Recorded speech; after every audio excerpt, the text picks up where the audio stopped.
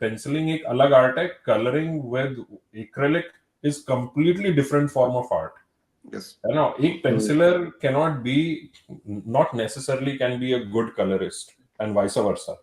अगर मैं पब्लिशर हूं, अगर मैंने एक क्लासिक आर्टिस्ट को बांध के रखा हुआ है तो मेरे लिए ही फायदेमंद है ना।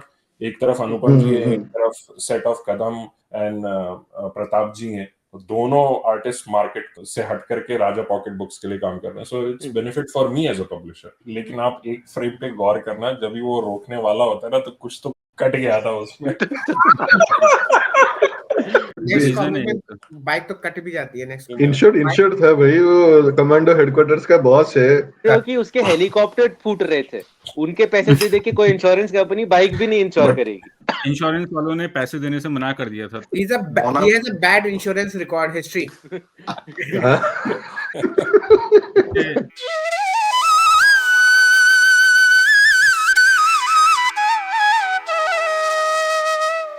नमस्कार दोस्तों, हम लोग फिर से स्वागत करते हैं आप लोगों का। हम लोग पार्ट 2 ध्रुव की विलन गैलरी के बारे में आज डिस्कशन शुरू करेंगे, जहां पे कल हमने समाप्त किया था ग्रैंड मास्टर रोबो से। तो ग्रैंड मास्टर रोबो का हमने इंट्रोडक्शन इससे पहले कई सारी कॉमिक्स में देखा हुआ था। मौत का ओलंपिक्स, एक दिन की मौत, जिसमें कि छोटी छोटी झलकियां उसकी दिखाई गई थी, और अब फुल फ्लेज्ड आमना सामना होता है सुपर कमांडो ध्रुव का ग्रैंड मास्टर रोबो किताब में, जो कि मुझे लगता है ये पहली विशेषांक भी थी अनुपम सर ने जो बनाई थी। हाँ, जीत भाई को सेंटर में लाइए। ये ग्रैंड मास्टर रोबो। तो ग्रैंड मास्टर रोबो के बारे में मैं थोड़ा बता देता हूँ। मतलब ही has been shown as one of the richest gangster। मुझे लगता है कि मार्वल डीसी में भी इतना बड़ा गैंगस्टर नहीं रहा होगा कोई जिसके पास न्यूक्लियर सबमरीन उस समय थी। जब भी, और अपना राजनगर भी काफी डेवलप था, उधर भी न्यूक्लियर पावर प्लांट और ये सारी चीजें थी। तो ऑफ कोर्स अब ग्रैंड मास्टर रोबो को मतलब अब इतना बड़ा साम्राज्य है। He was running an organised crime syndicate, इस तरीके से उसको दिखाया गया है। बाकी सारे इससे पहले जितने भी विलन्स आए थे, ये सारे के सारे बेचारे स्ट्रगलर्स थे, ये लोग अपना करियर शुरू करने वाले थे, but this guy was already established, kingpin था। और ये बाहर रिमोट से ही पूरे, मतलब रिमोटली ही भारत में आतंकवाद वगैरह पूरा ये मतलब चलाता था। तो बहुत पहले से ही मतलब कि मुझे लगता है कि अनुपम जी के दिमाग में रहा होगा कि this villain is going to last, और ये बाकी सारे विलन जो हमने कल डिस्कस करे उन लोग के जैसा नहीं रहेगा कि मतलब कि ये आया गया टाइप का। सो जैसे वुडू था, रूह था, और जितने भी छोटे छोटे विलन्स थे लेकिन आइकॉनिक विलन्स थे, तो उससे परे मतलब एकदम ध्रुव की प्रतिज्ञा के लिए ही बनाया गया वाला विलन ये था कि जो कि दुनिया से आतंकवाद का या अपराध का खात्मा दूर कर देगा। तो grand master robo was made like कि you have to mess with me kind of. और उसके बहुत डिफरेंट टेंटिकल्स भी निकलते हैं, वो हम लोग आगे बात करेंगे। सो ये था रोबो के बारे में मेरा एक ब्रीफ डिस्क्रिप्शन। अब आप लोग बताइए, आप लोगों की क्या मेमोरीज हैं, कैसे आप लोग ग्रैंड मास्टर रोबो को देखते हैं, फिर हम लोग शुरुआत करते हैं। मेरे ख्याल से रोबो का तो एंटिसिपेशन जब उसके ऐड आने शुरू हुए थे ना, तो वो रोबो का पूरा जो भी फिजिकल फॉर्म था, ऑरा था, उसी से लग रहा था मतलब something big is going to happen. Like वो मार्वल्स की मूवीज में ना वो थानोस का आता था, राइट? वो सिमिलर वाला बिल्डअप उस जमाने में रोबो का किया था। एंड रोबो तो फिर एंड उसके बाद से फिर और एक दिन की मौत में जैसे उसने रोबोट्स वगैरह बना करके, एआई बना करके उसने तोड़ फोड़ कर दिया था उसी वक्त। उसके बाद वो सांप का जहर लेता था नशा करने के लिए, राइट? ऐसे जब गुस्सा आ रहा है तो सांप को से चीर दे रहा है, 2 टुकड़ों में बांट दे रहा है, राइट? मामा का जहर। He was way ahead of his time. मतलब उस समय आज ही कैसे, मतलब ध्रुव की comics were way ahead of the time, उस समय के हिसाब से कह सकते हो, बिकॉज ये सब चीजें जो भी रोबो के साथ जो भी वेपन्स का आर्सेनल और वो सब आया, राइट, वो सब बिल्कुल नया था। अब तक मतलब ध्रुव के विलेंस वर लाइक, मतलब कुछ पावर्स थी, कुछ ये था, बट रोबो वाज लाइक कि फिर खून खराबा, गोला बारूद सब कुछ लेके आ गया। एंड फिर वो आया तो फिर जिंदगी में चिपक ही गया ससुर जी बन के। पर एक और चीज मैंने नोटिस करी है कि अगर हम देखेंगे मौत का Olympic was accidentally Dhruv get into like Robo's world, right? Then जो एक दिन की मौत was a dedicated revenge on Dhruv. But अगर हम ग्रैंड मास्टर रोबो देखेंगे तो आई डोंट थिंक कि Robo was like targeting Dhruv in that, right? It just happened that वो न्यूक्लियर का ब्लास्ट का इफेक्ट आपका राजनगर उसमें पहुंचा and Dhruv while investigating cross paths with Robo, right? तो मतलब there was a revenge thing and all that was there. तो मतलब ऑल्टरनेटिवली ग्रैंड मास्टर रोबो का ऐसा रहता है कि कभी ध्रुव क्रॉस रोड्स करता है, कभी वो डेडिकेटेड रिवेंज के साथ आता है. जैसे हम आगे भी जाएंगे, right? A few comics down the line we'll know Robo का प्रतिशोध and all. So ऐसे मतलब इतना क्राइम करोगे तो क्रॉस रोड करेगा ही ना ध्रुव के साथ. हाँ, पर मतलब रिवेंज भी है ना, डेडिकेटेड रिवेंज भी. few episodes on that and few on this like accidental crossover while doing their but usual stuff. इस बुक के अंदर ना ग्रैंड मास्टर रोबो के अंदर एक मेन विलन को भूल रहे हो आप, जो मतलब एक जैसे जनरली जिन पे कॉमिक्स आती थी, अगर वैसे आती इनिशियली तो अग्निमुख के ऊपर ही एक डेडिकेटेड कॉमिक्स हो सकती थी कि भाई ध्रुव उससे कैसे लड़ता है, उसको कैसे हराता है, क्योंकि वो काफी पावरफुल दिखाया था उसको, अग्निमुख को भी इस कॉमिक्स के अंदर. तो वो भी अच्छा सर ने डाला था. एक स्ट्रॉन्ग विलन ऑलरेडी डाला है, उसको हराना है ध्रुव को, और फिर सुपर ये जो अपना ग्रैंड मास्टर रोबो है उससे भी लड़ना है. और लेकिन फिर सपोर्टिंग कास्ट भी तो इंट्रोड्यूस किया था. अच्छा फर्स्ट टाइम आई थिंक वो स्वर्ण अग्री एंड वो सब धनंजय. नहीं, पर एक और चीज भी है ना कि अग्निमुख मतलब बन भी गया बट फिर भी वो रोबो मतलब नताशा को देख के उस पर अटैक नहीं किया, और कुछ तो ऐसा हुआ था ना, राइट? कि like he was still submersive for some time, right? Like क्योंकि वो उसका गुर्गा था ना, गुर्गा था, राइट? पहले दूसरे पेजेस में दिखाते हैं ना कि वो फट जाता है, तो मतलब कि he knew कि who is Natasha. तो मतलब वो खौफ है या फिर वो चिप है, we don't know, right? But there was something कि अग्निमुख वाज नॉट लाइक कि बाकी लोगों को केयर भी नहीं करता, बट नताशा रोबो है तो लाइक कि it was like little bit different on like कि उसे लगता हो कि शायद वो वापस ठीक कर सकते हैं या whatever be the reason for Robo. मतलब सही मायने में उन्होंने एक पूरा अच्छे से 2-3 किताबों के बाद ग्रैंड मास्टर रोबो का मोटिव बहुत अच्छे से पिच कर दिया था ग्रैंड मास्टर रोबो किताब में. और इससे पहले हम लोग को पता भी चल गया था. मिलन भाई, आपके 2 शब्द इसके ऊपर. मैं तो एक्चुअली पूछना चाहता था कि अग्निमुख के बारे में बातचीत हो रही है तो उसका एक बैकग्राउंड भी दे दो जिसको याद भी है. मुझे तो याद भी नहीं है कि वो एक नॉर्मल आर्मी का वो एक मेंबर था या फिर मिस्टी, उसका नाम मिस्टी था. वो ग्रैंड मास्टर रोबो के क्रू का ही बंदा था. एक्सीडेंट में ही वो वैसे टर्न आउट हो जाता है, जो उसको भूख लगती है कि एनर्जी से ही उसकी भूख मिटती थी. वो एक एक्सीडेंट हुआ था ना जिससे वो स्वर्ण नगरी पे भी वो एक इफेक्ट हुआ था, वो छेद हो गया था, राइट? तो वहां से उसका It's not an accident, right? It wasn't an accident. It was deliberate. It was deliberate. Yes, it was deliberate. वो deliberate But he got impacted. वो क्या नाम है उसका, उसके साइंटिस्ट का नाम भूल रहा हूँ, जो भी उसका राइट हैंड या जो भी था रोबो का, वो बोल रहा था कि मतलब कि हमको ब्लास्ट करना पड़ेगा इस टाइम पे, अगर नहीं करे तो फिर अगर हमने वेट किया मिस्टी का वापस बेस तक आने का, तब तक कुछ तो हो जाएगा. तो फिर रोबो डिसाइडेड कि ब्लास्ट तो होएगा ही, अब मिस्टी गया तो गया टाइप.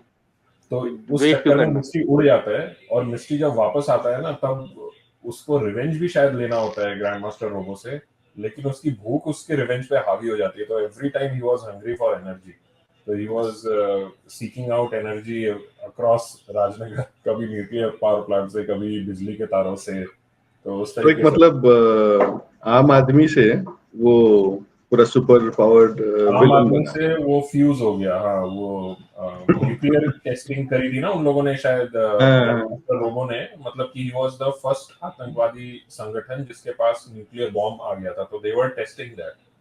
वो तो ये मतलब ग्रैंड मास्टर रोबो मतलब ये पहला कार्टेल था, ऑर्गेनाइज्ड क्राइम का एक मतलब बड़ा सा वो सिंडिकेट था. वो पहले से ही वो सिंडिकेट था. उसने न्यूक्लियर सबमरीन बना रखी थी, वो एआई और रोबोट्स बना दिया था एक दिन की मौत में. अभी ग्रैंड मास्टर रोबो में he was going next level. Actually वो आप उसका क्राइम चार्ट देखो तो it is going like this. हमने तो अभी तक तो ध्रुव को ही देखा है ना, बट ग्रैंड मास्टर रोबो की इतनी सारी किताबें आप देखोगे, ही वाज गोइंग अप। तो ग्रैंड मास्टर रोबो में ही वो न्यूक्लियर टेस्ट कर रहा था, न्यूक्लियर अभी टेस्ट तो कर रहा मछलियां उड़ करके आ गई जब वो लोग मछलियां। जॉगिंग कर रहे थे, राइट राइट? राइट। उसमें मिस्टी उड़ के आया होता तो मजा ही आ जाता। उसको लेकिन ये नहीं कि ऑलरेडी टाइटल दे रखा है Grand master, grand master, grand master, right? That was creating the hype. मतलब Right. अगर आपने एक दिन की मौत पढ़ी है, मौत का ओलंपिक पढ़ी है अच्छे से, and you have figured out कि कहाँ हिडन जगहों पर ग्रैंड मास्टर रोबो है, तो वो रीडर्स विल बी सरप्राइज कि अब तो देखने को मिलेगा ये कौन है बंदा, ये अब तो देखने को मिलेगा। तो ग्रैंड अच्छा, मास्टर रोबो, एक सवाल है मेरा, हम्म, ग्रैंड मास्टर रोबो में did he use laser eye? Grand master Robo में एक्चुअली लेजर पानी में आई, ही होगा शायद मोस्ट ऑफ द टाइम, तो may be not, I don't recollect. नहीं उसमें नहीं है वो मुझे हाँ। लगता है वो रोबो के प्रतिशोध में ही है क्या फर्स्ट टाइम उसने लेजर आई का हाँ, उपयोग। रोबो के प्रतिशत में था। वो फर्स्ट टाइम वहीं पर किया था, तभी उसने बोला था ना कि जब रोबो की दूसरी आंख खुलती है तो फिर प्रलय आ जाता है। प्रलय यानी धरती और पानी जब एक साथ मिलते हैं। तो, बट ये है तो ना, इस किताब में वो ध्रुव को अपनी सुपर पावर भी मिली थी, वो पानी में सांस लेने वाली। या सो नहीं, इसमें नहीं, पानी सॉरी, रॉन्ग। इसी में मिली थी, इसी में मिली थी, इसी में इसी में मिली थी। मिली इसमें थी। मिलती। जब वो धवनी पीटर के इसमें साथ यूज वो किया नीचे था। जाता है मास्क लगा करके नगरी में जाता है तब मिलती है पावर। ये धनंजय उसको देता है ना उन लोग के ये आजाद। ग्रैंड मास्टर रोबो का मोस्टली देखोगे आप लोग ना कि the mesmerising part of that comics was the underworld, वो जो वाटर वर्ल्ड पे दिखाए थे द सिटी, राइट? जैसे वो आपको एक्वामैन के सिटी जैसा फील होगा ना, तो उस टाइम पे that was our first experience seeing such a developed and modern city below the water, right?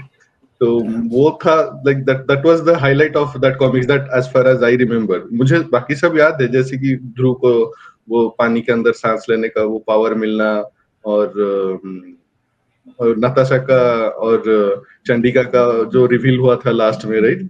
So all this things are the highlights of that, पर मेनली जो आइसिंग ऑन केक था कि we got to see a new world in Dhru's universe. One side there was a bright world of Dhananjay, Swarnagri, and the other side was Grandmaster Robo's dark world.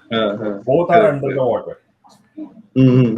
ये था तो वो मतलब वो किताब खोल करके ही वो फील मतलब एक बार अगर आपने पढ़ ली है and if you are reading it again and again, तो मुझे तो हमेशा किताब खोल करके वही फील आती थी कि अब ये अंडर वाटर सिटी की कहानियां हैं अब इसके अंदर पूरा throughout. So it was nice, अच्छा था। मतलब ग्रैंड मास्टर रोबो का बढ़िया था। और वैसे ही अनुपम जी ने लास्ट पेज में जैसे वो हमेशा की तरह सिक्सर मारते हैं, तो उन्होंने क्लोजर दिया था कि ये उसका राज जान चुकी है और दोनों की बातें इशारों में ही हो रही हैं। There is no speech bubbles, thought bubbles ही हैं दोनों के दिमाग में, चंडिका और श्वेता और नताशा के बीच में, कि मैं तुम्हारे इयररिंग्स देख करके पहचान गई। हाँ, लड़के कितना मतलब क्लोजली फॉलो करती है ना कि इयररिंग दिखा करके पहचान लिया कि तो मतलब कि ध्रुव और रोबो के बारे में तो कैरेक्टराइजेशन करा ही है राइटर ने, कैसा इसका व्यक्तित्व होगा, कैसा कैरेक्टर बनेगा किरदार का। लड़कियों का भी किरदार उतने ही थॉट प्रोसेस से लिखा गया है। आप ये देखो, गहराई देखो राइटर की, जो कि हमको बाकी किताबों में नहीं मिलेगा। उस वक्त नागराज की किताबें रिलीज हो रही थी, by the way. Nagraj was only objective women. नहीं, नागराज के स्टोरीज में ना वो वैसा ही था कि आप ये जो फीमेल कैरेक्टर्स आप इंट्रोड्यूस कर रहे हो, that is going to be part of that single story. उसके बाद there was no more exploration to that character. लेकिन ध्रुव के स्टोरीज में ऐसा था कि आप कैरेक्टर्स जो इंट्रोड्यूस कर रहे हो, they are going to be in long run. ऐसा नहीं कि आप इंट्रोड्यूस करके फिर आप छोड़ दिए, राइट? तो there are certain comics dedicated to those characters. आप देखोगे नाम, कॉमिक्स का नाम ही होगा, राइट, कमांडर नताशा। तो कैरेक्टर्स के नाम पे ही कॉमिक्स है। नागराज के कॉमिक्स आप देखोगे वो जो नागराज टू तेंदु ये सब होते हैं, सिंगल स्टोरीज वैसे होते हैं, लेकिन यहाँ पे they will build up A arc और उसका क्लोजर होगा उस कैरेक्टर के नाम पे वो comics, and that arc will end there. Right right. तो वही जैसे कि ग्रैंड मास्टर रोबो की जो आखिरी पेज है उसमें हम लोग को पता चलता है कि Natasha is daughter of Grand master Robo. Grand यहाँ Master पे Robo। अपना सुपर डिटेक्टिव ध्रुव को भी दिखा गया कि वो भी चमक गया ये सुन करके, व्हाट द हेक, बाबा ये आप क्या हो गया? स्पॉइलर अलर्ट बोल के बोलो, हालांकि बहुत सारे लोग जानते होंगे, अरे आप तो जानते ही होंगे। स्पॉइलर अलर्ट बोल के बोलो, नहीं तो अभी तो कमेंट्स ये आने वही शुरू बात हो हो गई ना जाएंगे। कि शोले में जय मर जाता है and it is a spoiler alert. देख लिया है शोले का। बट अरे में ड्रॉप ऑफ हो गया था तो हमने दूसरे विलन के बारे में भी बात करी क्या? ग्रैंड नहीं मास्टर नहीं रोबो कहा, में? आप ही का इंतजार करें, आप ही हमारे सूत्रधार और दिशा दिखाने वाले। नहीं नहीं, अगला बताओ। उसमें दो विलन, मतलब तीसरा भी विलन ही एक तरीके से। नताशा मेरे लिए काफी लोग ऑफेंड हो जाएंगे, बट नताशा भी विलन ही है एक, राइट? भले ही इसमें हाँ वो हाँ, ऐसे एग्रीड। मासूम लड़की इंट्रोड्यूस किया गया था उसको, जिसने जान बचाई थी चंडिका की। या नताशा का मुझे लगता है कि ये बहुत पहले से उन्होंने एक लाइन सोच ली थी कि ये कैरेक्टर किस ग्राफ पे जाएगा, किस लाइन पर जाएगा। उसको दिखाया गया कि she is getting away from her father, ठीक है, लेकिन लास्ट पेज में दिखा दिया जाता है कि कभी भी उसके डैड के जान लेने की बात आएगी तो वो इंटरफेयर करेगी। तो that is where the line is drawn, कि हाँ, कितना that भी is where the line is drawn कि मैं अपराध की दुनिया से हटना चाहती हूँ, अपने फादर का मैं साम्राज्य आगे नहीं बढ़ाना चाहती, बट जब उसके जिंदगी के ऊपर बात आएगी then I have to step in. तो इसीलिए उसमें दिखाते हैं कि वो मिशन फेल हो गया ध्रुव का। Dhruv was about to catch grand master robo, लेकिन वो मिशन फेल हो गया एंड मोमेंट पे। और ऐसा नहीं था कि मतलब एक तरफा ही लड़ रही थी नताशा, उसने हथियार भी बेकार किए थे। जब शूट करने के लिए रोबो की आर्मी पहुंची थी तो फिर रोबो की आर्मी अंडर वाटर ही क्लिक क्लिक, उनके हथियार काम नहीं कर रहे थे, मतलब वेपन्स काम नहीं कर रहे थे। तो नताशा ने मतलब डबल गेम खेली। उसकी दुविधा थी, ध्रुव का साथ दे कि पापा का साथ, प्यार या पापा। सो बेसिकली नताशा दुग्गल मेमसाब थी, राइट? नहीं, बट इस नताशा इससे पहले किसी कॉमिक्स में आई थी क्या ध्रुव के साथ? नहीं। हाँ, तो पहली नजर का ही प्यार हो गया दुग्गल साहब, ये तो। But I think आगे चलते हैं। उसे प्यार नहीं कहते, पर ऐसा ना हिंट नहीं था, क्रश कहते हैं। हाँ, फ्रैंक, ये कुछ भी हिंट नहीं है। जब ग्रैंड मास्टर में ऐसा नहीं लगा था कि she will be that person, right? वो जाके सीधा आगे जाके होगा। अनिल भाई नेक्स्ट पे चलते हैं, 15 मिनट हम यहीं पे ले लिए। हाँ, तो बुक भी तो बढ़िया है ना, ग्रैंड मास्टर रोबो। कितने 64 तो सारे विशेषांक ही हैं, मुझे लग रहा है। नहीं, अब विनाश के वृक्ष है इसके बाद।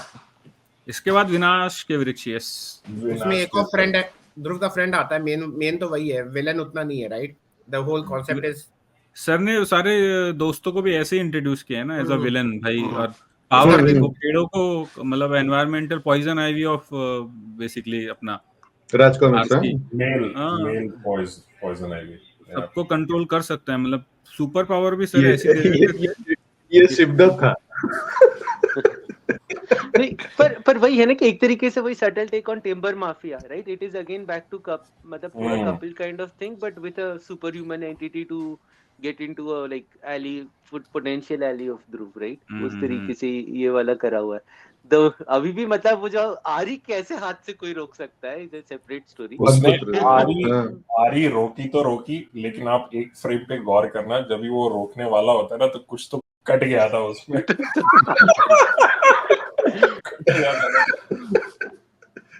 अब सब लोग उस पैनल को वापस देखें प्लीज जाके। लेकिन वो उसमें शिद्दत दिखाया कि मतलब मैं अपने आंखों के सामने किसी की जान जाते हुए नहीं बर्दाश्त कर सकता, भले उसमें मेरे हाथ भी कटे। तो it was a heat of the moment जब वो जा करके वो पकड़ ही लेता है, मतलब आरी को। सो बट ये ना सिनेमैटिक मोमेंट। अनुपम सर ने ना मेरे ख्याल से स्टडी किया रहेगा, ये ऐसे ही नहीं डाला है सीन, क्योंकि काफी जगह ना सर्कस वगैरह में भी या फिर मैजिक शो वगैरह में भी ऐसे स्टंट दिखाए जाते हैं जहाँ पे वो आरी रोक लेंगे हाथ से, या फिर तो तलवार वो है। और और लेकिन वो अगर रिग्ड आड़ी होती है ना, वो रिग्ड चेनसॉ होता है, नहीं ये नहीं वाला नहीं भाई, rigged रिग्ड नहीं होती, प्रैक्टिस करते हैं वो मतलब इतना फोर्सफुली आपको पकड़ना होता है कि वहीं पे रुक जाए टाइप का, मतलब तो प्रैक्टिस से आता है। मतलब अभी तो गूगल हो गया, अभी लोग गूगल करके भी देख लेंगे, आपको एक दो मिल ही जाएंगे जो आरी पकड़ रहे हैं इंटरनेट पे तो ध्रुव ने पहले ही कर लिया था। अरे जीत भाई म्यूट पे हो, एक्सप्रेशन ही आ रहे म्यूट हो आप, खतरनाक आवाज नहीं आ रही। हाँ आवाज ही गायब होगी लो, बट एक्सप्रेशन खतरनाक दिया जीत भाई ने, बिल्कुल है? मार दूंगा काट दूंगा टाइप। तो हाँ मतलब विनाश के वृक्ष में अगेन मतलब इंसान ही विलन है ना, बाकी तो दोस्त बन गया उसका one. Villain next one specially is champion killer, जो आई थिंक जीत भाई की फेवरेट है, मुझे उनसे क्लासिक सुननी है। क्लासिक कवर उसका कवर, प्रताप मलिक जी। लेकिन उसका कवर वो अपने आप में ना, वो ध्रुव भाई वो मतलब उस समय का क्रेजी वाला कवर था, फैन कवर था। इवन आखिरी दाव कॉमिक्स भी अगर देखोगे नंसुल, तो कवर आर्ट से ना, वो जो फर्स्ट पेज का जो स्प्लैश पेज है, that seemed much better than the cover. आखिरी दाव चैंपियन किलर इट्स फाइन, वो कवर ऑब्वियसली आज भी मेमोरी में है, उससे बेहतर कवर नहीं था, particularly if you connect stunt and stunt को नजर में रख के आप कवर बना रहे हो। लेकिन आखिरी दाव का देखना, जो फर्स्ट पेज प्लस पेज था, उसमें वो जो बॉक्सर वॉल पे से था ना टंगा हुआ, और वो एक भाला उसके सीने से आर पार जाके वॉल पे स्टक था, और वहीं पे वो हैंग कर रहा था, राइट? तो दैट वाज समथिंग लाइक, आप खून भी नहीं देख रहे हो, लेकिन वो मतलब साइकी अफेक्ट कर देगा ऐसा था उस टाइम पे, राइट? अभी हम लोग इससे पहले कि आगे जाएं, जीत भाई कुछ बता रहे थे विनाश के वृक्ष। मेरी आवाज अब आ रही है? हो गए थे। हाँ, हाँ, अब वापस आगे। से मैं चाहता action। कि ऐसे ऐसे ध्रुव बेल्ट निकाले, हाथ पे बांधे और फिर आरी को रोके। I would have wanted that, right? Like क्योंकि उसने But- ऐसा जैसे कि दस्ताने हाँ। मांगे थे वेरा के खूनी खानदान में या something like that, but we thought you were saying something more violent, आपका तो बिल्कुल और क्या मूवी में करवा देंगे जीत भाई, डोंट वरी। ये थोड़ा ये जो ऐसे इनपुट्स रहते हैं ना, फीडबैक, वो मूवी वगैरह में ले लिए जाते बट हैं। वही तो पॉइंट था ना कि मतलब उतना भी टाइम नहीं है। डेस्परेट, हाँ राइट, हाँ मतलब डेस्परेट टाइम, डेस्परेट मेजर वाली बात हो गई कि अब कहाँ बेल्ट निकालने का टाइम है, तब तक तो कटा जाएगा वो एक आध। तो इस वजह से मतलब वो एप्ट है, वो फ्रेम एप्ट है कि ध्रुव का खून बहे एक ऐसे आदमी को बचाने के लिए जो कि थ्रू आउट तबाही मचाता जा रहा है। अरे ध्रुव और चढ़ ये के देख करके उसका 100वें दिल हिस्से पिघल। में करता है भाई, बाकी 99 तो बचे भी थे उसको बेल्ट वेल्ट करने के लिए, हाँ राइट? हाँ बट ये मुझे लगता है कि this was one gesture of Dhruv that was repeated after वो मुझे मौत चाहिए, मुझे बचाने के लिए अपनी जान दे रहा था। So same gesture was repeated by Dhruv. तो ध्रुव का ये कैरेक्टर बिल्डअप हो रहा था अभी तक कि मतलब वो अपराधियों की जान तो नहीं लेगा, अपने सामने किसी ऐसे भी आदमी की जान नहीं जाने देगा जो कि बेवजह जान जाए। So anyways, coming back to champion killer and आखिरी दाम, एक बात बस ऐड करना पाऊंगा, मतलब चैंपियन किलर एंड प्रतिशोध की ज्वाला, ये दो कवर ना ध्रुव की मतलब पहचान है, they are iconic for Dhruv. Anybody who knows Dhruv, उसकी आंख बंद करो, ये दो कवर जरूर आएंगे। और दोनों में बाइक कॉमन है, मुझे बाइक के बारे में भी बात करनी है। तो मिलन प्लीज कंप्लीट योर थॉट, मुझे पता है तुम्हारा ये फेवरेट सीरीज है। नहीं, ये तो फेवरेट सीरीज ही है, लेकिन अभी जैसे रिसेंटली मैंने सारे कवर उठा के देखे पॉडकास्ट से पहले, तो मैं पिन पॉइंट नहीं कर पाया कि कौन सी कॉमिक्स मेरी फेवरेट है अभी। तो may be that time I thought प्रतिशोध की ज्वाला और champion killer was my favourite, पर आज के डेट पे सोच रहा हूँ पागल कातिलों की टोली भी है, आखिरी दांव, सॉरी वीडियो विलन भी है, तो सब कुछ ऐसा लग रहा है कि फेवरेट ही है। मतलब आप ऑस्ट्रेलिया में जब डाइव इन करते हो ना, तो आपको लगता है आपकी कोई एक फेवरेट थी, पर आज वो मिक्सअप हो गया है। मतलब I can't pin point which is my favourite now. उसका एक रीजन और भी था, उसके जो भी नेक्स्ट कॉमिक्स आते थे, जैसे तुम लोगों ने मिलन जिसका भी नाम लिया, पागल कातिलों की टोली, वीडियो विलन, उसके एड्स जो थे ना, वो भी बहुत सोच समझ के पब्लिशर दिया करती थी। मतलब वो एड बहुत यूनिक होते थे। मतलब जैसे मैं वीडियो विलन की बात करूं, ध्रुव इज माहिर रोप पे चलने के लिए, पे लाना इंद्र को ध्रुव नहीं, ध्रुव जैसे माहिर है रोप पे चलने में, राइट? वीडियो विलन में उसका एक यूनिक कॉन्सेप्ट ही दिखाया है कि दोनों के गले में फंदा है, the risk are high. Grand master Robo का सेट निकलने से पहले 3-4 महीने पहले से ही ऑलरेडी उसका एक एड आता था, ठीक है? तो मतलब वो जो पिचिंग है आरसी का टुवर्ड्स दैट विलन और दैट नेक्स्ट मूव, वो बहुत ही यूनिक था। इसीलिए ये सारे मतलब कॉमिक्स के तो स्टोरीज अच्छे भी थे, ये बिके भी बहुत अच्छे। उसका रीजन भी है ना, उसके एड्स बहुत यूनिक थे। मैं थोड़ा ऑफ टॉपिक यहाँ पे होऊंगा। It's a great point that you brought in कि एडवर्टाइजिंग, तो उस टाइम पे ना एडवर्टाइजिंग का यही एक जरिया था कि आप जो कॉमिक्स आने वाली है उसका एक स्प्लैश पेज जैसा होके करके उसको आप कॉमिक्स के एंड पे किसी भी पब्लिश्ड कॉमिक्स के लास्ट पेज में आप उसको दिखाओ या फिर बैक कवर में दिखाओ, तो दैट्स फाइन। पर ये नोटिस करना कि एड के लिए ना जब उस टाइम पे अनुपम जी एड का आर्ट वर्क करके उसको पब्लिश किया जाता था कॉमिक्स के साथ, लेकिन कवर पे आप प्रताप मलिक जी का कवर आर्ट देखने को मिलता था, राइट? तो दैट वाज समथिंग लाइक मैं समझ नहीं पाता था कि हर मतलब उस टाइम पे तो इतना पता भी नहीं होता था, राइट? तो हमेशा ये मैं डिलेमा में था कि यार ये जो अनुपम जी आर्ट कर रहे हैं कवर पे प्रताप जी का है, तो इंटरनल आर्ट किसका होगा? तो that's used to eat me up like anything कि एक बार आप देख लिए ना अनुपम जी, 2 ही नाम आते थे उसमें, कथा एवं चित्र अनुपम सिन्हा, संपादक मनीष गुप्ता, और किसी का नाम नहीं चाहिए हमें। तो कोई भी कॉमिक्स खरीदने से पहले मैं उसको हमेशा देखता था कि इंटरनल आर्टवर्क किसका है। और वो मतलब आज भी मैं फील कर पाता हूँ ना कि कॉमिक्स जैसे भी हम खरीद के लाते हैं और कवर आर्ट किसी और का रहता है, वो बाय डिफॉल्ट हम मान चुके हैं कि हाँ ऑब्वियसली वो बोलते हैं ना कि डोंट जज बुक बाय इट्स कवर, तो हम जज करते ही हैं बुक को कि बाय इट्स कवर। हमें पता है cover is something made by someone else और internal art work somebody else. लेकिन ये कॉन्सेप्ट में इसलिए बोल रहा हूँ कि कुछ कुछ जगह पे किताबें मतलब ये बुक सेलर जो होते थे ना, उनकी भी साइकोलॉजी हो सकती है कि बच्चे कॉमिक्स पढ़ के चले जाते हैं, तो they used to staple the comics. वो उसको ऐसे जो सुतली या थ्रेड पे ऐसे टांग के ना वो स्टेपल कर देते, आप उसको निकाल भी नहीं सकते थे।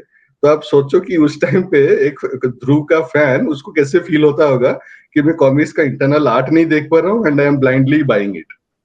तो ये एक एक्सपीरियंस था मैं जो शेयर करना चाहता था।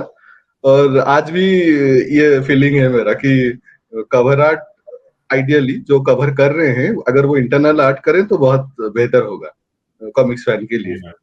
तो उस समय क्या होता था ना मिलन, मुझे ऐसा लगता है कि मोस्टली जो राज कॉमिक्स के कवर आर्ट्स होते थे वो प्रताप जी बनाते थे, तो उनका शायद कुछ तो भी सेट रहा होगा कि मैं इतने कवर आर्ट्स बनाऊंगा करके। और क्योंकि Pratap ji was a very busy artist back then, Amar Chitrakatha के लिए वो पूरा पैक थे, और राज कॉमिक्स अगर उनको लेना चाहेगी तो फिर they have to give them a bigger offer than Amar Chitrakatha. तो उन्होंने शायद कॉन्ट्रैक्ट दे दिया होगा या जितना भी रहा होगा।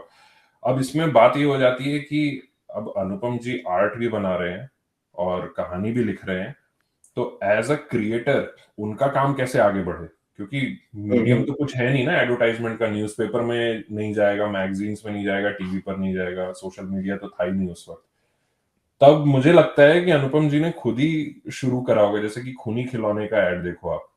खूनी खिलौने में 3 पत्तियां हैं और वो पौना वामन बड़ा बना हुआ है और ध्रुव भाग रहा है। अब आप वही देखो कि मेरी एक बेहतरीन कॉमिक आने वाली है, but unfortunately I can not market this, so how am I suppose to market it? तो शायद क्रिएटर उस समय अपने ही एड बना करके दे देते होंगे ताकि मेरी बनाई हुई कॉमिक ज्यादा बिके, मेरा नाम आगे बढ़े, राइट? मुझे ऐसा लगता है, I might be completely wrong, but this is what I think. जैसा तुमने बोला ना कि कवर आर्ट पर किसी और का आर्ट बना है, लेकिन एड पे अनुपम जी का ही आर्ट बना हुआ है। जी का ही, हाँ। What is the reason? ऐसा क्यों, राइट? थोड़ा थोड़ा धीरे धीरे ना वी यूज्ड टू थोड़ा हो गए थे उस ट्रेंड में कि अभी कैसा है आई आर्ट थिंक उसका एक अनुपम जी रीजन का। भी था। आई थिंक उसका, सॉरी मेरे इंटरप्ट करने के लिए, उसका एक रीजन ये भी रहा होगा, अनुपम जी ने शायद कवर आर्ट थोड़े बाद में बनाना स्टार्ट किया। उस टाइम तो मार्केट में यूजुअली ट्रेंड देखना कदम स्टूडियोज या प्रताप मलिक, एग्जैक्टली। प्रताप जी, हाँ। मतलब तो जो भी और established थे। करेक्ट, और ये लोग Correct. मजे हुए आर्टिस्ट थे, मतलब कि जैसे पेंसिलिंग एक अलग आर्ट है, colouring with acrylic is completely different form of art, Yes. है ना। एक penciller cannot be, not necessarily can be a good colourist and vice versa. तो इसलिए मतलब डिस्ट्रीब्यूशन ऑफ लेबर रहे, ताकि जो पेंसिलर और जो कथा लिखने वाला है वो अपने काम पे फोकस्ड रहे। और यहाँ पर तो फिर कदम और प्रताप जी की वजह से, कवर की वजह से किताबें बिकी रही हैं, right. So they even publishers didn't wanted to take that chance. अगर मैं पब्लिशर हूँ, अगर मैंने एक क्लासिक आर्टिस्ट को बांध के रखा हुआ है, तो मेरे लिए ही फायदेमंद है ना। एक तरफ अनुपम जी है, एक तरफ set of Kadam and Pratap ji हैं, तो दोनों आर्टिस्ट मार्केट के से हट करके राजा पॉकेट बुक्स के लिए काम कर रहे हैं। So it's benefit for me as a publisher. हाँ, तो विवेक भाई, कमिंग बैक टू जो हमारा मेन टॉपिक है, जो चैंपियन किलर है ना, it was the second 2 part in Dhruv, right. पहला आदमखोरों का स्वर्ग था, उसमें उसके गले में वो रसायन डाल रहे, यहाँ पे ध्रुव ऊपर से गिर रहा है। So both were like that cliffhanger, right? How Anupam sir was putting those cliffhanger that Dhruv in a situation and like कि आपका पूरा कौतूहल होगा कि यार क्या होने वाला है उसके, अब क्या होगा, यस, अब क्या होगा। and that, और मतलब आपको तो पता ही है, मैं अभी चैंपियन के लिए जब डायरोमा स्टेज करा था मैंने, like the only one where I put so much effort because मतलब उसमें स्टोरी चल रही, मतलब पूरी सिनेमैटिक है वो, मतलब सारी किताबें वैसी ही हैं, बट उसमें there are so many events unfolding जो कि आप किसी एक फ्रेम में नहीं जान पाओगे। आप एक किक देख रहे हो, लेकिन किक के साथ 4 चीजें इधर उधर हो रही हैं, कहीं नताशा लटकी हुई है, कहीं वो अपने कमांडो फोर्स गाड़ी में आ रही है, राइट, एंड ऑल दैट। और मतलब स्टोरी तो सर की उस समय हमेशा ही जबरदस्त हुआ करती थी, right. Like it was a very like की एक्सप्लॉयटेशन एंड रिवेंज सागा एक तरीके से देखा जाए, the whole arc of champion killer in आखिरी था। And like it was like मतलब रोबो ये सब होने के बाद आफ्टर वो 2 stories like a glimpse of again back to detective Dhruv वाला, क्योंकि तो वो ये पॉइंट में ढूंढना है, राइट। हाँ, ये दुग्गल साहब वाला ये जो पॉइंट है ना, ये मैं बोलना चाह रहा था, मैं भूल गया। वो विनाश के वृक्ष वाले में मुझे लगता है विनाश के वृक्ष चैंपियन के लिए शायद लेट बनी थी क्या, क्योंकि अभी ध्रुव है ना एकदम हाईटेक विलेन से लड़ रहा है, Grand master Robo, and all of a sudden he is going back to his old days. विनाश के वृक्ष और चैंपियन किलर, यू नो, तो मुझे कभी कभी ऐसा लगता है कि विनाश के वृक्ष तो पहले आ जानी चाहिए थी। वुडू और मुझे मौत चाहिए की सीरीज की लगती है किताब, लेकिन ये बाद में रिलीज हुई है, ऐसा पता नहीं इसका क्या रीजन होगा। चैंपियन किलर नहीं हो सकता, चैंपियन किलर में तो नताशा है, right. Natasha just came 2 comics पहले ही ना। पर विवेक भाई ये भी हो सकता है ना, जैसे नागराज और सुपर कमांडो ध्रुव जबर हिट हुई होगी, तो दे नीड अ विशेषांक 64 पेज नंबर 2 पे ग्रैंड मास्टर रोबो आई, right. Like that was the need of the, इससे याद आया, उन्होंने लिखा है, अनुपम जी ने लिखा हुआ है ये चीज कि वो शायद मुंबई मूव हो गए थे अनुपम जी उस वक्त, और गुप्ता ब्रदर्स जाकर के उन्होंने रिक्वेस्ट करा था कि आप एनिमेशन वगैरह रहने दीजिए, आप वापस आ जाइए। और उनको एक अलग मतलब चैलेंज भी दिया था एक तरीके से कि आप आइए वापस, और अब आप ध्रुव को आगे और बढ़ाइए, क्योंकि people are liking your books. तो उनके लिए चैलेंज आ गया था। कुछ तो भी है उनका Facebook post, let's put it in description. Chitrakatha में होगा, आलोक भाई ने शायद लिखा होगा कि अनुपम से या ऐसा टाइप। अच्छा, ये आलोक भाई से याद आया, उनका वो जो सिनॉप्सिस था वो डिस्कस हो चुका है पहले? कौन से सिनॉप्सिस? वो जो उन्होंने सिल्वर जुबली एडिशन पे जो 7-8 पेजेस उन्होंने लिखा था अपने एक्सपीरियंस से, जो उन्होंने एक्सपीरियंस किया था फर्स्ट स्टोरीज से लेके लास्ट तक, वो सब डिस्कस हो चुका है कि नहीं, बट विलेन है ना, विलेन वाले में नहीं डिस्कस। अच्छा, तो उसी पॉइंट एक मैं कहना चाहूंगा विवेक, जो तुमने पॉइंट नोटिस किया ना कि हाईटेक विलेन से लड़ रहा है and then he is going to detective mode again, ठीक उसको ग्राउंडेड दिखा रहे हैं, फिर हाईटेक हो रहा है। तो this is something which I could relate while reading Alok's post was that कि when Anupam ji started with the journey of Super Commander Dhruv, he initially started like a web series कि आप पहले दिखा दो event and then you come back to the origin of the superhero. So that was his initial thought process for Super Commander Dhruv. पर उसके बाद क्या हुआ कि उनको लगा कि नहीं, पहले हीरो को इंट्रोड्यूस करते हैं and then we'll go to the adventure. So that's how he started working with Roman Hathiara first. Roman Hathiara पे काम हो चुका था, but again he went back to प्रतिशोध की ज्वाला. Okay. तो this is one of the scenario मैं इसलिए शेयर करना चाहता था क्योंकि this is what makes the story line of Dhruv very unique from other heroes. आप ऐसा नहीं सीक्वेंशियली सोच सकते कि ये मतलब सब सुपर विलन आम आदमी थे, उनके साथ लड़के डिटेक्टिव मोड थोड़ा उसका ऑन हुआ, he started getting into this crime fighting career, धीरे धीरे वो ग्रो करता गया बैटमैन की तरह. नहीं, ऐसा नहीं है. he went with the flow, जहां पे जैसा प्रॉब्लम आता गया, and that is how he got to resolve them. और मैं एक पॉइंट और भूल गया था, मैं बता देता हूँ, उसके बाद हम लोग आगे बढ़ते हैं. मिलन, जो तुम कह रहे थे ना कि वो सुतली या रस्सी के ऊपर स्टेपल करके ध्रुव की किताब रखते हैं, कैसा फील होता हो. चैंपियन किलर में पता है, मैं कलकत्ता में था तो हम लोगों को ना मतलब कुछ आधे घंटे का रिसेस मिलता था, तो हम लोग नीचे जाते थे और झालमुड़ी का मतलब झालमुड़ी जो होता है ना उसका ठेला था. तो झालमुड़ी वाला क्या कर रहा था पता है, उसके पास पेपर खत्म हो गए थे, तो ये कॉमिक थी उसके पास, उसको फाड़ फाड़ के उसके कोन बना के झालमुड़ी बेच रहा था वो. यार क्या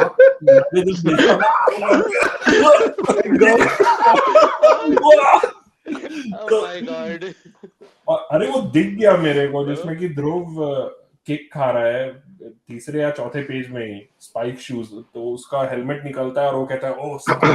मैं बोला अभी ये तो ध्रुव की कॉमिक है यार, ऐसा भी नहीं कि किसी महाबली शाखा या किसी बेच रहा है. तो मतलब कुछ तो 2 या 3 रुपए की वो झालमुड़ी होती थी. मैं और मेरा फ्रेंड हम दोनों ही पढ़ते थे कॉमिक्स वगैरह साथ ही, तो उसका नाम ज्ञान गुप्ता था. तो ज्ञान ने बोला कि यार ये देख, ये तो ध्रुव की कॉमिक है. मैं बोला अबे हाँ यार, ये तो ध्रुव है, ये झालमुड़ी भेज रहा है, तो फाड़ता चला जाएगा सारी किताबें. इससे पहले ये खत्म कर दे कॉमिक्स झालमुड़ी टैगलाइन. ध्रुव की कॉमिक में झाल. तो मैंने बोला यार, इससे पहले कि ये कॉमिक ये पागल आदमी फाड़ करके बेच दे, इसकी कॉमिक ही खरीद ली जाए. तो मतलब वो शायद 6 या 7 रुपए की कॉमिक थी एक्चुअली. तो आपने 25 साल पहले भी कॉमिक इंडस्ट्री को सपोर्ट किया था. इन अ वे. हाँ, लेकिन भाई उसका भी एक रोजी रोजगार चल रहा था, तो राज कॉमिक्स का वो भी है. But this is a unique way of getting hold of A comics. हमारे दर्शक भी अपने कमेंट्स में बताएं कि उनका ऐसा कुछ तजुर्बा रहा कि नहीं, कि मतलब कॉमिक्स आप दुकान से नहीं खरीदे, rather you got to see the comics in some other place. हाँ, मतलब उस समय भी ऐसी मूर्खता, मतलब आप सोचो या बचपना कह लो कि मतलब मैंने उसके दुगने तिगने पैसे दे करके हम लोगों ने फिर वो कॉमिक्स उससे ली. इतनी भी अकल नहीं कि यार दुकान में चले जाओ, तुमको कवर उसी पैसे में मिल जाएगी, एमआरपी रेट पे मिल जाएगी, वो भी अकल नहीं. बट वही है, बचपना, भाव, इनोसेंस, जो भी आप कह लो. हम लोगों ने ली वो कॉमिक और आगे के 3-4 पेजेस गए हुए हैं, ठीक है. उसमें मतलब वो बाइक जंप होके रेस वेस हो रहा है, वही हम लोग के लिए थ्रिल था. मतलब साला एकदम वीडियो गेम स्टाइल में हो रहा है पूरा. लास्ट पेज पे जाकर के हम लोग वो कॉपी पढ़ रहे हैं, मतलब किताब पढ़े, और एंड में यार क्लिफ हैंगर, वो ऊपर से ध्रुव गिर रहा है, बचा भी नहीं बचा, वो अभी इतने पैसे ऊपर से उसके लिए आखिरी दाव खरीदिए. उसके लिए अब आखिरी दाव खरीदिए. क्या कटा है यार हम लोगों का. मतलब सो वही है, मतलब बचपन की कुछ यादगार मोमेंट्स हैं राज कॉमिक्स के साथ एसोसिएटेड, जो कि नहीं भूल सकते हैं. तो आज भी मैं ज्ञान से बात करता हूँ तो वो मोमेंट हम लोग वापस से चेरिश करते हैं. So anyways, let's move forward. तो ये एक छोटा सा एक पॉइंट बस कहना चाहूंगा इसी आखिरी दांव और चैंपियन किलर के सीरीज पे, कि this is the first comics आप देखो पूरे एंटायर ध्रुव सीरीज में जहां पे आर्ट ना खिल के आए हैं. क्योंकि आप किसी भी पुराने कॉमिक्स को आप देख लो, हर पेज पे ना आपको 6-6 फ्रेम, 8-8 फ्रेम दिखेंगे. जैसा कि आपको लग रहा है कि आर्ट तो मुझे दिख रहा है, कॉमिक्स तो मैं पढ़ रहा हूँ, पर मैं खुल के एंजॉय नहीं कर पा रहा हूँ आर्ट को, क्योंकि ये आर्ट ना मुझे बड़े सेंटर स्प्रेड पे चाहिए, कहीं पे कुछ इंपॉर्टेंट चीज दिखाई गई है और उसको भी फ्रेम में ही रखा गया है, छोटे छोटे frame, right. That is what मेरे को लगता है कि अनुपम जी के हाथ बंध गए होंगे कि स्टोरी को आप 28-30 पेजेस में ही लिमिट रखो. तो that is what cause that problem. पर आप ये जो आखिरी दांव और चैंपियन किलर आप देखोगे ना, तो ये जनरल यूजुअल ऑर्थोडॉक्स फॉर्मेट से हटके था, जिससे कि हर पेज पे ना आपको 3-4 मैक्सिमम फ्रेम ही दिखेंगे। तो इसीलिए ना वो देखना, वो कॉमिक्स आपको इसीलिए बहुत अच्छी लगी होगी compare to the previous one, just because, not just because the story was good, but because the frames were bigger compare to the previous comics, और आर्ट बहुत अच्छे खिलके आए थे उस कॉमिक्स में। And that is, I think, what inspired Prasanjit also to go for the diorama. अगर वो छोटे-छोटे पैनल पे होते ना, it would have been very difficult for you to get those details. क्योंकि अभी मुझे दिख रहा है ना, like when I am कॉपिंग something, if I am getting that sense कि क्या चीजें हो रही है, राइट? और मतलब जो चीजें हाईलाइट करनी है वो बड़े फ्रेम से, जो छोटे इवेंट्स हो रहे हैं वो साइड फ्रेम से, right? So then it creates an mental image, right? कि अब मेरे लिए भी मैं खुद ही स्कैन कर रहा हूँ, राइट? किताब पढ़ते हुए अपना दिमाग 3D प्रिंटर जैसे लगा रहा हूँ कि भाई डायरोमा ऐसा होना चाहिए। बट आई थिंक नेक्स्ट चलते हैं आखिरी दांव से, फिर आवाज की तबाही और आवाज की तबाही, दो आइकॉनिक लाइन से। कहाँ भाई मेरा आवाज की तबाही? आई थिंक ये नेक्स्ट विशेषण था अनुपम सिन्हा का, और आवाज की तबाही, आवाज की तबाही अगेन प्रताप मलिक जी का artwork. So first and foremost definitely वो जो एड पेजेस आते थे उसकी वजह से तो ये बहुत फेमस हुआ था, ठीक है? और सेकंड, बाबा इस पे बहुत ज्यादा डिटेल डाल सकते हैं, मतलब आवाज की तबाही का तो मतलब कुछ कहना ही नहीं, मतलब आवाज की तबाही ऑल डे, आवाज की तबाही रट गई थी। कुछ कॉमिक्स ऐसी थी, चुंबा का चक्रव्यूह और आवाज की तबाही, मुझे page by page dialogue animation भी पहला वो तुम्हारा ही था ना, चुंबा का Chakravyuh was your first animation, right अंध्रू? चुंबा का Chakravyuh was my first animation, yeah. And okay, sorry, Indra was saying something. नहीं, मोस्ट इम्पोर्टेंटली शायद मुझे आवाज की तबाही मेरी सबसे अभी भी मेमोरेबल है, क्योंकि ध्रुव के जो बाइक के ऊपर स्टंट्स है, oh my god, but coming back to the villain Dhwani Raj, it's a very unique villain जो अनुपम सर ने बनाया था, क्योंकि जो साउंड को यूज करके एंड साउंड के थ्रू सारे डिस्ट्रक्शंस जो भी करते हैं, मतलब इट वाज कंप्लीटली, जो ध्रुव का जो इमेज है ना, वेरी साइंटिफिक या detective, I think this was one of the story और founding stories which also did that. उसमें जो भी विलेन्स थे, और ध्रुव का तो स्टंट्स छोड़ दो, ध्वनि राज एज अ विलेन, मतलब एक यूनिक विलेन पोर्ट्रे किया गया था विद हिज वेपन जो यूज करता था, it was quite unique I think उस टाइम के हिसाब से। इसलिए आई थिंक वो villain was one of the villain which was larger than life. Villain का नाम था ध्वनि राज। यस। तो पर एक चीज है ना कि भाई ये डीवा मोड में ना सारे कॉस्ट्यूम्ड विलेन है हमारे, राइट? कॉस्ट्यूम साइंटिस्ट है, and then suddenly we go into the super villain mode, vibrant colours, and मतलब पूरा हाथ में ऐसा फिट करना है उसको अपना गन, राइट? यस। और बट इससे पहले कोई भी साइंटिफिक विलेन नहीं आया था शायद, राइट? आवाज की तबाही से पहले दे वर प्रोफेसर्स बट नॉट, मतलब वुडू वाला प्रोफेसर था, बट एग्जैक्टली मतलब समुद्र के शैतान was professor, वुडू was more of a mistake supernatural magic. हाँ, बट मतलब साइंस को अपना हथियार बना लिया, लेके हथियार बनाना नहीं देखो, है। रोमन ग्रैंडमास्टर रोबो के लिए काम करते थे, आर्कियोलॉजिस्ट या कुछ ऐसे बेस पे था। This was first time a drop scientist. Yes, वही इसलिए मैं बोला कि फर्स्ट टाइम साइंस को कोई विलेन आके हथियार बना रहा है। साउंड पे जो शोध कर रहे थे, ऑडियो साउंड पे। इस क्लास में थे, we were first time studying about sound and वो सुपरसोनिक, और जब तभी ये कॉमिक्स आई थी, that was like right time पे। बट मेरे को लगता है आई थिंक अगर मैं विलेंस को देखो, Grand master Robo, it was much more grand than Dhwani Raj. But ध्वनि राज एक वजह से पूरा रह गया Amar, just due to that comics. और अनुपम सर ने जो बाइक को लेके ध्रुव के साथ स्टंट किए थे, I think that created much more impact, इसलिए ध्वनि राज गुजबम्स। यस, मतलब सारे, मतलब वो जो ब्रिज क्रॉस कर रहा है, ब्रिज टूट रहा है, ध्रुव ब्रिज के वो तार के थ्रू वो जा रहा है, फिर वो जैसे ही वो पहाड़ों के वहां पे जाता है, वहां पे टूट रहा है, तो वो घूमता रहता है उस पहाड़ के उसमें, तो उसके स्टंट्स ही सब अमेजिंग थे उसमें। और वो मुझे लगता है वो एक्शन सीक्वेंस को भी स्ट्रेच नहीं करा गया, जैसे आज की कॉमिक्स में स्ट्रेच होते हैं ना, मतलब ध्वनिराज ने बोला कि मैं ऐसे अटैक करूंगा, तो नेक्स्ट फ्रेम में ध्रुव को दिखा रहा है कि वो कैसे डॉज कर रहा है वो अटैक। तो जो मोमेंटम है ना रीडर्स का, वो एक पैनल के बाद दूसरे पैनल में बढ़ता ही चला जाता है। मतलब they are not getting distracted कि अरे हाँ अभी 4-5 डायलॉग बोलेगा, फिर नेक्स्ट पेज पे ध्रुव उसका काम उस निकालेगा, बाइक ऐसा नहीं। सीक्वेंस पे ना एक अलग से पॉडकास्ट लेना पड़ेगा। आप उसको अगर डिस्कस करने बैठोगे, उस Yeah, बाइक सीन को आप अलग से एक पॉडकास्ट करना पड़ेगा कि वो right. जैसे एक सिरे से दूसरे सिरे को जंप करते हैं, ध्रुव जो बाइक लेके जंप कर रहा है, फिर नीचे अगर So, गिर रहा है, अगली तरफ गिरा भी नहीं, राइट, ठीक से, तो yeah. दैट इज हाउ ये अलग पॉडकास्ट होगा। ये मतलब कि ग्रैंड मास्टर रोबो को हमने देख लिया था कि he is an established villain, terrorist syndicate पूरा रन कर रहा है, ऑर्गेनाइज्ड क्राइम सिंडिकेट रन कर रहा है। और यहाँ पे ध्वनिराज है जो अपना करियर शुरू ही कर रहा है एज अ विलन।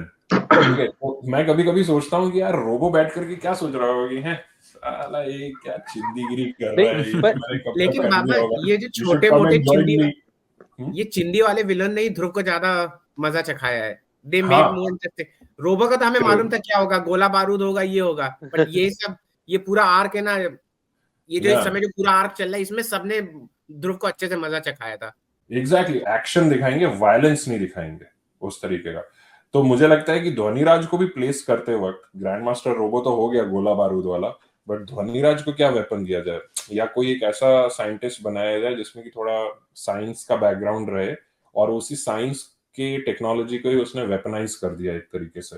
उस तरीके का इंटरेस्टिंग कैरेक्टर बिल्डअप किया जाए, बट एंड विवेक भाई, इसमें चैलेंजिंग।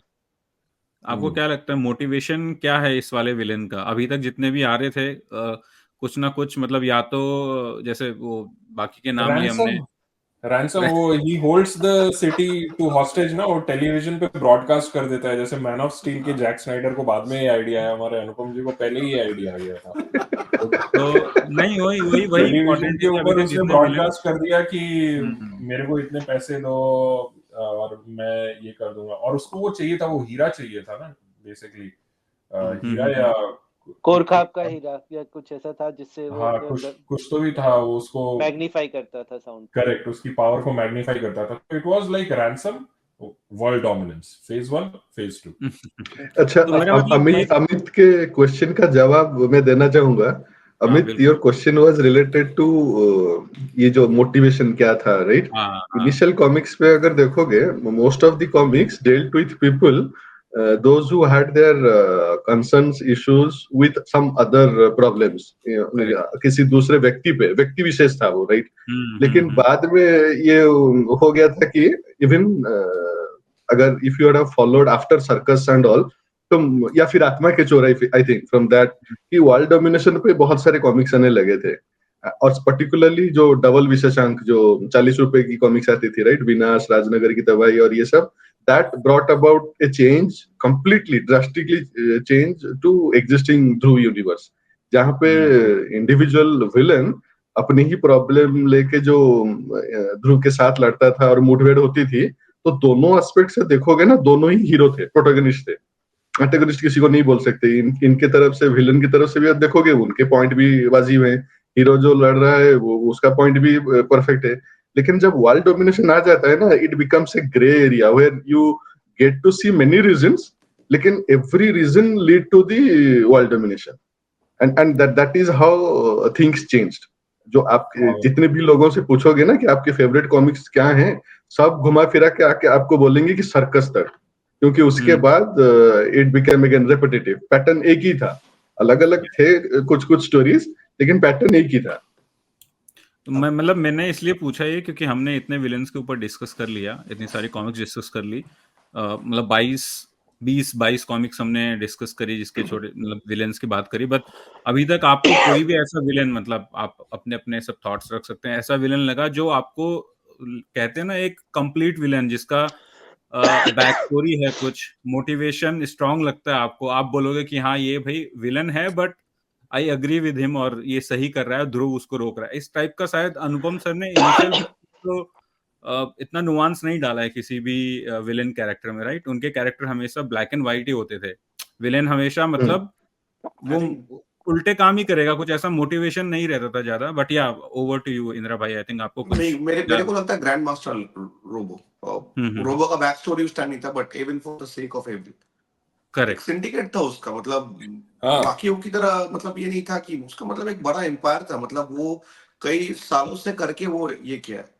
ध्वनिराज का ले- स्टिल था, उसको वो रिसर्च के वो हथियार चुराने थे, some motivations were there, but robo का was evil for the sake of evil, straight forward. But robo का जो back story I think Robert Sheen वाला वो बाद वो में बहुत बाद में आया, बहुत बाद बट में अगर दिखाया अगर है। मैं सिर्फ ग्रैंड मास्टर रोबो देखूं, मौत का ओलंपिक देखूं, स्ट्रेट फॉरवर्ड, नो मोटिवेशन, मुझे करना है, this is my empire, I need to build it, he is a कोई एडिटिव completely स्टोरी नहीं। black It's my character, business. Yes, It's पूरा business. black है वो।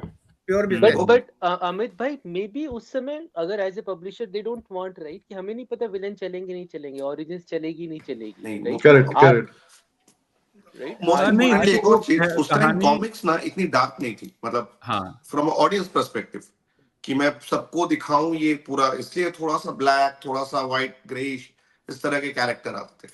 मतलब अभी जैसे अगर हम लोग नेक्स्ट विशेषांक पे मूव करें, खूनी खिलौना, राइट, अब बॉना वॉमन का कैरेक्टर अगर देखो तो it's evil, but it's comedy kind of, ठीक है, humorous not way, typically yeah. Very dark और समथिंग लाइक दैट, बट ठीक है। और बॉना वुमन का फिर भी आप रिलेट करोगे कि जैसे मेरे को पैसा कमाना है भाई, तो मेरे को ये काम करके पैसा कमाना है, सिंपल है रोबो ना, का भी बिजनेस है ज्यादा ना। कॉम्प्लिकेटेड नहीं है।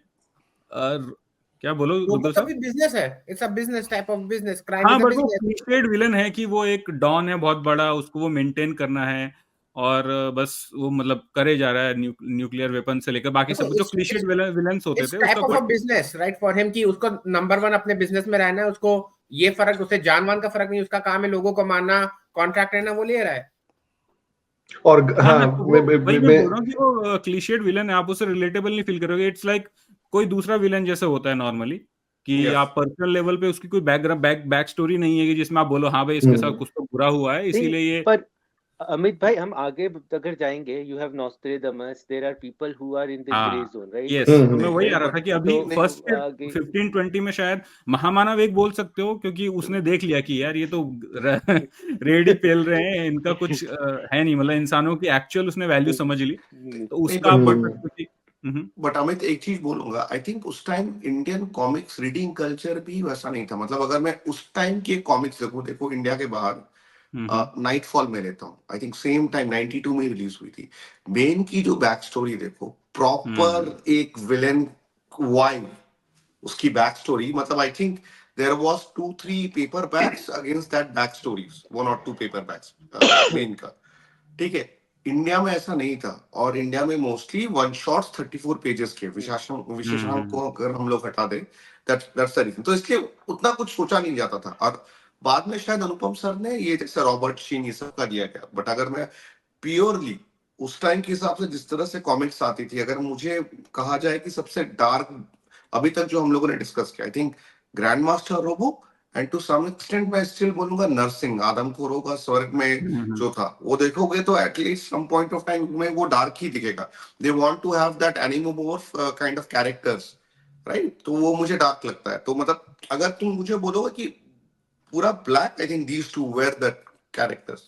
हाँ हाँ, मैं मतलब मेरा क्वेश्चन मोर ओवर उस पे था कि कितना कैरेक्टर डेवलपमेंट विलेन का होता था इनिशियली, और आई थिंक नहीं, हाँ, नहीं नहीं होता होता था, था उतना, नहीं बट आई थिंक मेरे को नहीं। फिर भी मतलब ऐसा नहीं है कि बिल्कुल ही नहीं करते। महामानव को उन्होंने बहुत अच्छे से डेवलप किया, अगर आप देखोगे तो you will root for him sometimes कि भाई ये सही कर रहा है साला, इंसानों ने क्या अर्थ का वाट लगा दिया है, और वो जो कीड़े मकोड़े भी बोलता है वो एक अगर हायर पर्सपेक्टिव से देखोगे तो वो जस्टिफाइड भी रहता है कहीं कहीं पे। बट जैसे बाकी के विलन्स है वो तो सीधा जो भी करते हैं ऐसा ही लगेगा कि ये तो बिल्कुल ही फ्लॉड है, मतलब ये ऐसा नहीं करना चाहिए वैसा। हाँ हाँ, ठीक है, मतलब आगे कंटिन्यू करते हैं। ये एक पॉइंट और मुझे ऐड करना है कि किसी भी विलेन के ऊपर अगर आप बोल रहे हो तो अगर आपको ऐसा कुछ दिखता है कि भाई ये पर्सनल लेवल पे उसको कैरेक्टर को डेवलप किया गया है एंड रिलेटेबल बना के उसको विलेन बनाया गया है, तो वो ज्यादा हिट करता है, मतलब, और वो ज्यादा चलता भी है। जैसे रॉबर्ट शीन का स्टोरी बाद में आया तो ग्रैंड मास्टर रोबो लाइक और ज्यादा I- इम्पैक्ट अगर ऐड हो उस गया उसके। रिस्पेक्ट से बोलोगे, I think only one is there is जुबिस्को, जो भी उसको इसको, पहले हाँ। कॉमिक्स में दिखाया गया एंड बैरी मॉक में दिखाया गया, so you can relate that out. उसका bit of a correct. Back story है कि क्यों कैसे करता है, बाकी आई थिंक इंडिया में उस टाइम वो प्रचलन नहीं था और वो हुआ भी नहीं। ठीक But है, yeah, तो अभी नेक्स्ट खूनी अभी खूनी खिलौने पे खूनी आते खिलौना, हैं, वाना वामन जो सबका फेवरेट है इधर। अगेन तो उसके 2 पेज का वो जो स्प्लैश पेज था, आई थिंक लाओ क्या? कमांडो फोर्स, सारे खिलौने इधर उधर उड़ रहे हैं और वो कुछ कॉमिक सेट में ऑलरेडी आना स्टार्ट हो गया था और वाना वामन वो बहुत बड़े रोबो में बैठा हुआ है। It was more than enough एक बच्चे के दिमाग में भरने के लिए, इसके तो खरीदना ही है भाई, मिस नहीं करना है इसको। तो from a comics perspective that is, and second thing I think most unique was, ये आई थिंक अनुपम सर का एक फर्स्ट ऐसा एक कैरेक्टर था जो फनी था, वो विलन था but he was funny, that guy was funny. और वो खिलौनों को लेके मतलब जो भी आजू बाजू की चीजों को मिलता था, he can convert that to a weapon, means खिलौने specially. So that was a unique thing again. So वही है, खूनी खिलौने का जो सार है, ये मुझे लगता है बोना वामन पूरा एक्सप्लोर हो नहीं पाया। बोना वामन थोड़ा और एक्सप्लोर करना चाहिए था, जैसे कि उन्होंने ग्रैंड मास्टर रोबो को करा। मुझे लगता है कि सारे ही विलन्स, चुम्बा भी, मुझे कई हद तक लगता है कि चुम्बा एक डरपोक विलन है। ऐसा मतलब उसको दिखाया गया है You are right. विवेक भाई, हाँ, उसको वैसे ही दिखाया गया है ना। You are right. You are उसको right. वैसा ही दिखाया गया है और उसको किसी किसी कॉमिक में वो झलक आती भी है चुम्बा की। बट चुम्बा के बारे में बाद में बात करेंगे, पहले बोना वामन के बारे में बात करते हैं। तो बोना वामन जो है ना, वो मुझे थोड़ा सा छोटा मोटा चोर टाइप का लगता है, मतलब हाँ है ना, ये वो वाला किसी को शाबाश। थ्रेट नहीं देगा। हाँ, Exactly. देखो खूनी खिलौने का दिखा वही ना, रहे हैं। इसलिए मैंने This बोला one. कि उससे रिलेट कर सकते हैं हम साला, कि मैं Yes, भी yes. अगर होता छोटा मोटा चोर तो ये हरकतें तो कर सकती। वो छोटा मोटा चोरी है उसने, मतलब यहाँ तक ये भी दिखा दिया कि राइटर ने कि ये चाइना से वो चिप आई है, ठीक है, जो अभी हम लोगों को पता चल रहा है ताइवान में 70% of the chip manufacturing and all that stuff.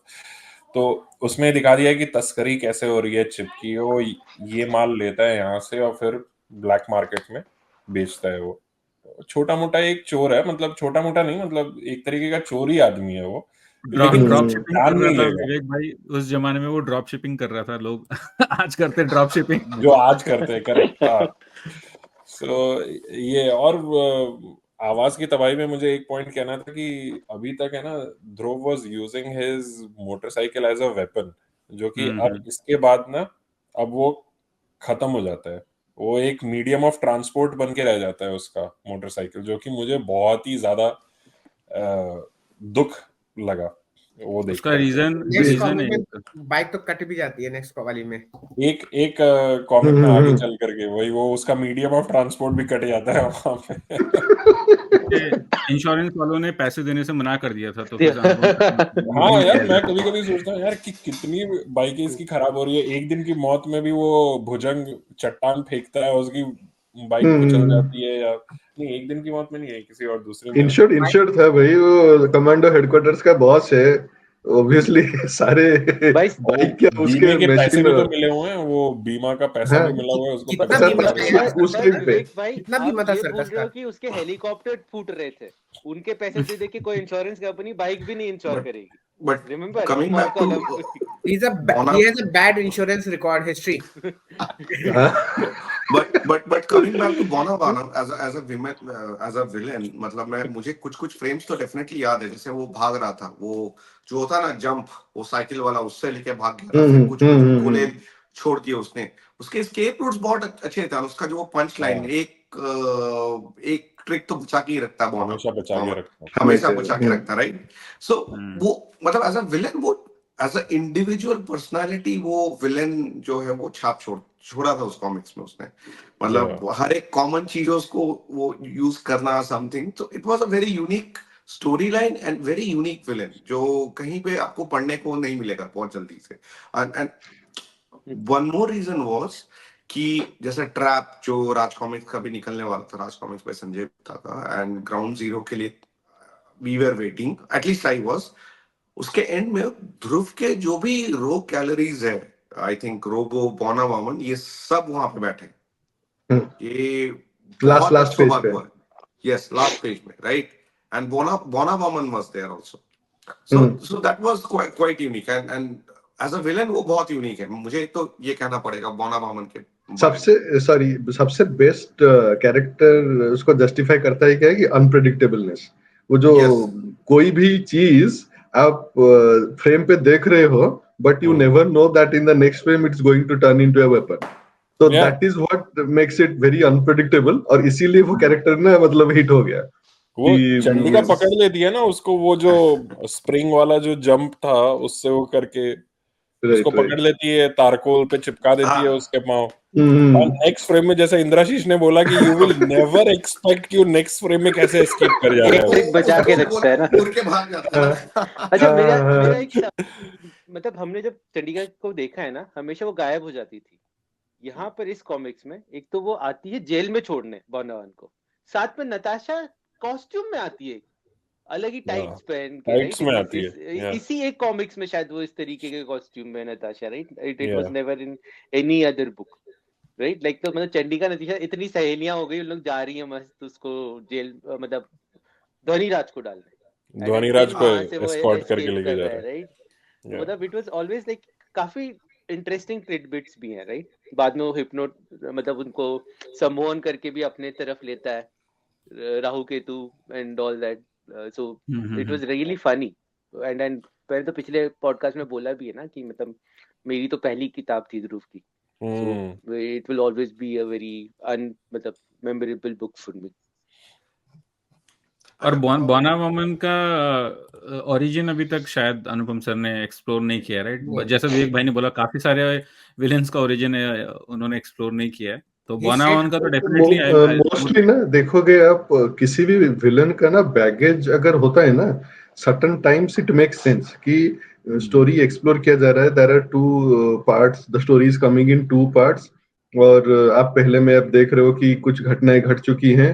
Eight the end they mention that there is this thing that happened with the villain, and that is how he created alter ego for himself. तो ये कुछ comics में चल जाएंगे, लेकिन maximum comics आप देखोगे अगर हाथ बांध दिए जाए ना, डेडलाइन दे दिया जाए, it's very difficult for a creator to limit his creativity within 20 to 30 pages.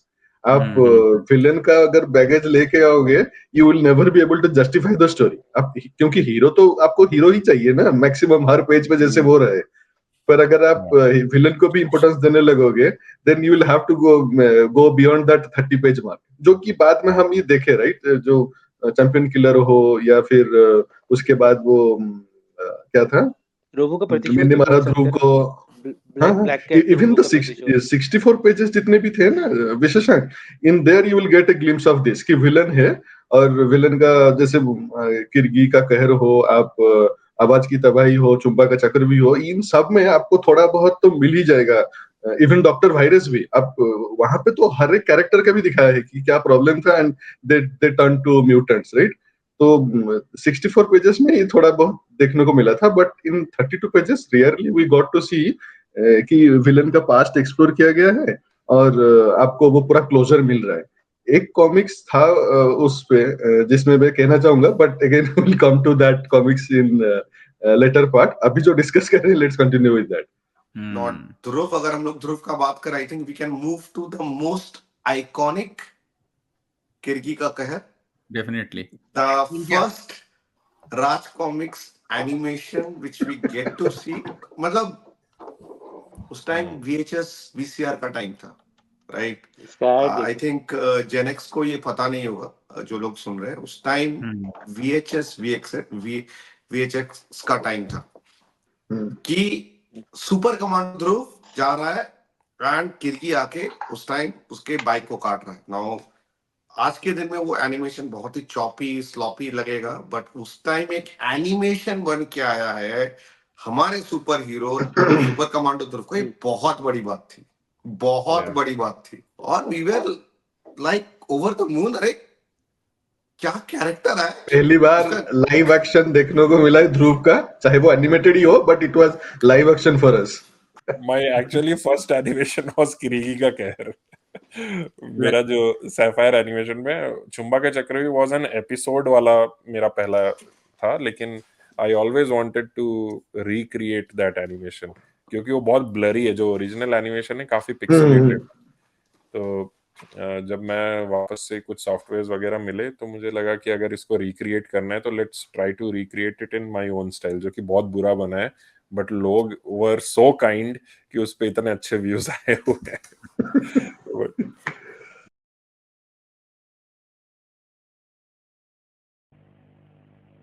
गिरी की सारी दुनिया को तबाह कर देगा। मैं तुम्हें ऐसा नहीं करने दूंगा किरीगी। राज कॉमिक्स में सुपर कमांडो ध्रुव का किरीगी का कहर।